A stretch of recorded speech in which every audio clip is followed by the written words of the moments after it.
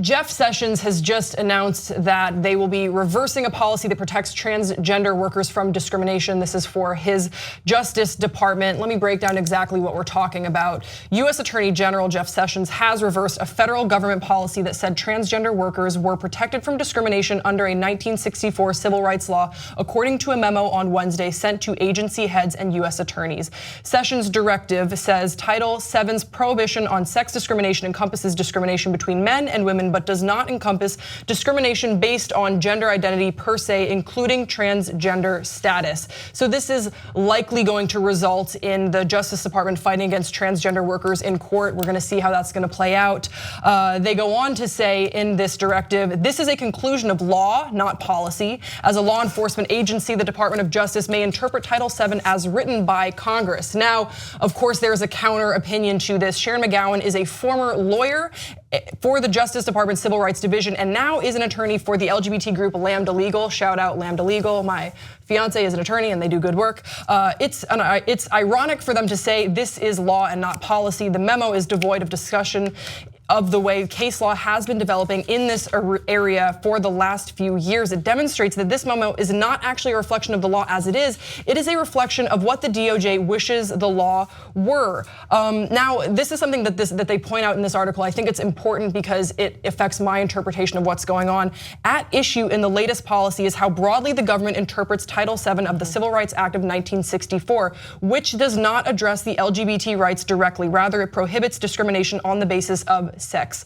And what we are seeing from the Justice Department, as I think perfectly stated by Devin O'Malley, he says the following: the Department of Justice cannot expand the law beyond what Congress has provided. Basically, what we saw in the Obama administration is a pretty broad interpretation on what these protections afford and who they should be protecting. And now we are seeing the Trump administration over time sort of roll back those protections. We actually reported on it on a Title VII issue where the Justice Department issued an amicus brief over an appeals case from New York's Second Circuit. It was very strange that the federal government would get involved. Now they're issuing another briefing on this. Let's hear from you guys because this is very frustrating for me and my community. So I wanna comment on the interpretation of the law in a second. But first, I just wanna make a point about how crazy it is that this is what Jeff Sessions thinks is important right now.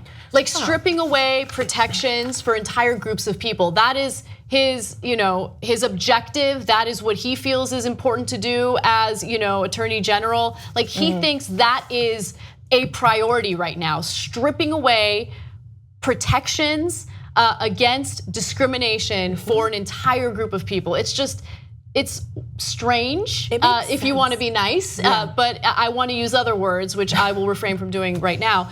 In terms of the law, though, it really comes down to the way it's interpreted, right? And so if I were to be honest, I don't think that Congress wrote the law in 1964 with the LGBT community in mind at all.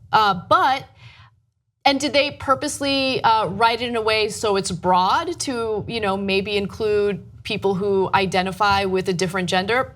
Honestly, probably not. But that's the way, as you mentioned, the Obama administration interpreted it.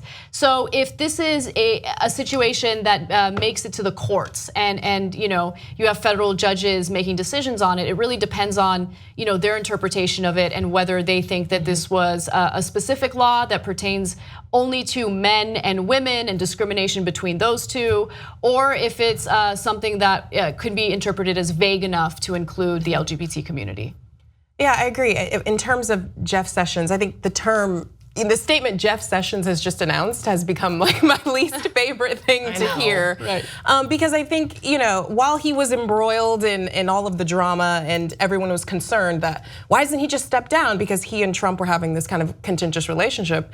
No, like Jeff Sessions has a vested interest in rolling back civil rights. Like he's going to stick around until he sees that through. And he's made that clear, not only with kind of these memos, these weak memos that he's written with regard to rolling back protections for the LGBTQ plus community, but also declaring a war on drugs, right? Also decreasing the Obama era kind of legislation on closing private prisons, right? Like that was something that he introduced. Like so, and then like oh gosh, why we're just all fumbling words today, but reverse discrimination in college admissions, right? So all of these things that aren't really issues that he's kind of really dug his heels into. Meanwhile, we have like real issues that we'd like our Justice Department to investigate. Right. And look, right now there's also this issue between Donald Trump and Jeff Sessions over Sessions recusing himself in the Russia administration. And I have never wanted Trump to fire anyone more, right? If he were to fire Sessions for that reason, it would be one of the worst reasons to fire someone, but I'll take it. Like, yeah, if the consequences, and I do think that we do need to amend the Civil Rights Act so there are explicit protections for sexual orientation and gender identity. To your point, I think at the time, right, our notions of sex and conceptions of sex at the time were very basic, and we didn't acknowledge the fact that sex and gender are socially constructed. They're not these fixed things.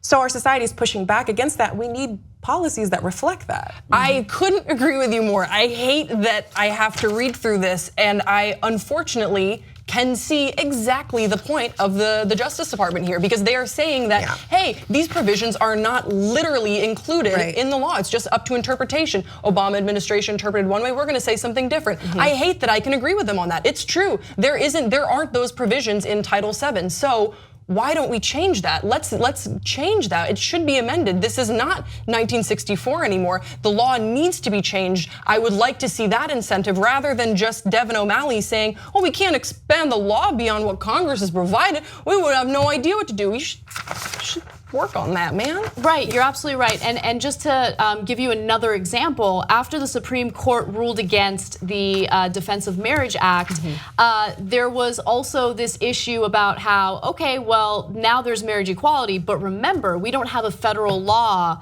banning employers from discriminating against gay employees. So that's another example of a situation where congressional leaders need to be leaders, and they haven't been so far, and that's cause for concern. And force Republicans to openly vote against it, right? Even if you don't think the amendment would pass, force them to openly say, we don't want this, we don't want folks to have these rights, right? Instead of this statement saying, we will continue to affirm the dignity of all people, including transgender individuals. Like that's a lie. Force them to say it, to vote against it. Perhaps even bullshit, perhaps.